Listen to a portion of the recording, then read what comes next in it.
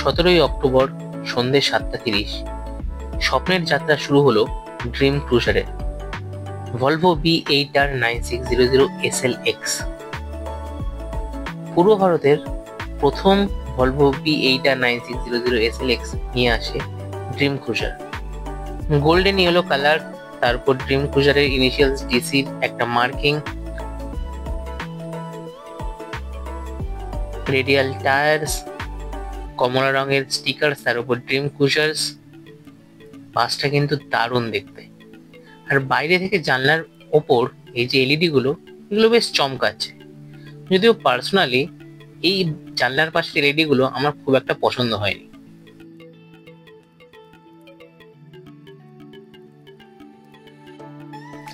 বাস পেছনে রয়েছে একটা ব্যাক ক্যামেরা, যেটা পার্কিং হেল্প করবে। তাছাড়া 9600 আর V8R এর ব্যাজিং রয়েছে।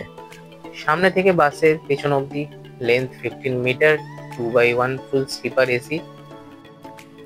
আজ ড্রিম ক্রুজারের ইনঅগ্রেশন রান, তাই জন্য জার্নির আগে বাসের পুজো হচ্ছে এবং সমস্ত ক্যাপ্টেনরা বাসের পুজো করছে।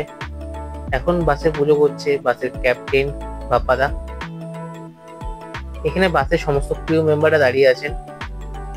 এরপরেই শুরু হবে ড্রিম ক্রুজারের ড্রিম রাইড কলকাতা থেকে শিলিগুড়ি অবধি। গোটা জার্নিতে যাতে আপনাদের কোনো রকম অসুবিধার সম্মুখীন না হতে হয়, তাই জন্য এই বাসে থাকছে বাস হস্টেসেস। ড্রাইভিং প্যানেল ফুল অটোমেটিক এবং স্টিয়ারিং এর উপর একটা ভলভো লোগো রয়েছে। আরো অনেক সুইচ আছে যেগুলোর কাজ আমি জানি না। চলো এবার ভেতরে ইন্টেরিয়রটা একবার দেখে নিই। টোটাল 42 খানা স্লিপার রয়েছে 2x1 কনফিগারেশনে। ব্যাক রেস্টে ড্রিম ক্রুজারের ব্র্যান্ডিং রয়েছে। তাছাড়া যে পালিশটা রয়েছে তার মধ্যেও ডিসির একটা ব্যাজিং রয়েছে। সাথে থাকছে brand new blanket, individual TV এবং আরেকটা পিলো।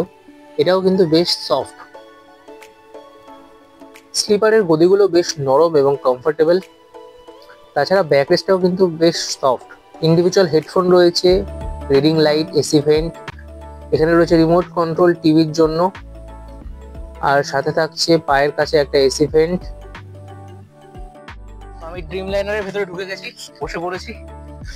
সেম 9600 SLX এ যেরকম বেসিক ফিচার আছে সেরকম। ব্যাক রেস্ট, হেডফোন, সামনে দুটো টিভি আছে, দুটো টিভি, তার সামনে একটু স্পেস আছে। এই জায়গায় জুতোর র্যাক, জুতো রাখা যায়। কমফোর্টেবল সিটস, দুটো এসি ভেন্ট, রিডিং লাইট ওপরে, চার্জিং পয়েন্ট সি টাইপ। এখানে আরেকটা চার্জিং পয়েন্ট রয়েছে। তো ইটস গুড। আর আজকে ফার্স্ট ডে ফার্স্ট শো, তো গাড়ি পুরো সাজানো আছে। আর এদের সম্ভবত ডিনারও আছে, মানে কিছু একটা রিফ্রেশমেন্ট দেবে, জল আছে। এখন বাজে 8টা, বাসের টাইমিং ছিল 7:45। রাস্তায় প্রচন্ড জ্যাম, তাই একটু লেট হলো। বাস কিন্তু অলমোস্ট ধর্মতলা থেকেই ফুল। সামনে আরো বোর্ডিং আছে, তো কয়েকটা সিট ফাঁকা ছিল বলে আমি ইন্টেরিয়র করে নিতে পারলাম, নাহলে কিন্তু হতো না। আসলে প্রবলেমটা হয়েছে এই বাসের যে টাইম আর রায়পুর ক্রুজারের টাইম সেম। তো রায়পুর ক্রুজার ওই রাস্তার উপর দাঁড়ায়, তো আমি ওটা করতে চলে গেছিলাম। তো এই বাস প্রথমে এসেছিল, তখন ফাঁকা ছিল, তখন করতে পারিনি। তো বোর্ডিং হওয়ার পর এখন কয়েকটা সিট ফাঁকা ছিল বলে করে নিলাম। ঠিক আছে, হয়ে গেল, বেশ। এটাই ভালো, সিটগুলো বেশ কমফোর্টেবল। তো এটাতে বায়ো টয়লেট নেই। আশা করবো ড্রিম ক্রুজার যখন পরে আরো ফ্রি টানবে সেগুলোতে বায়ো টয়লেট থাকবে, সুবিধা হয়। নাহলে এতটা জার্নি, 14 ঘন্টার জার্নি, মোটামুটি তো টয়লেট দরকার। যদিও রাস্তা দুটো হল্ট, কৃষ্ণনগর ডালখোলা, তাও একটা টয়লেট থাকলে ভালো হয়। ড্রিম ক্রুজারের আজকের ক্যাপ্টেন বাপ্পা কুন্ডু, যাকে বলা হয় কলকাতা শিলিগুড়ি রুটের সব থেকে কুলেস্ট ক্যাপ্টেন। ভীষণ হাম্বেল এবং হাসি খুশি একটা মানুষ। খুব ভালো লাগলো তোমার সাথে আলাপ হয়ে।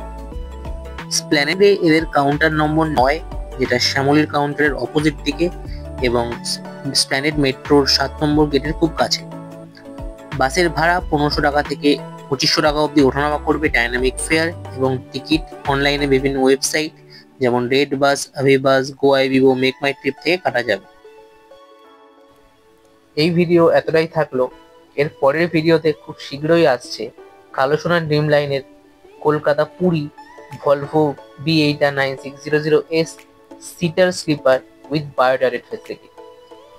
সবাই ভালো থাকবেন, সুস্থ থাকবেন, ঘুরতে থাকবেন, এবং আমার কাজ ভালো লাগলে অবশ্যই আমার চ্যানেল ট্রাভেলার্স নিয়ে আসিসকে একটা সাবস্ক্রাইব করে দেবেন।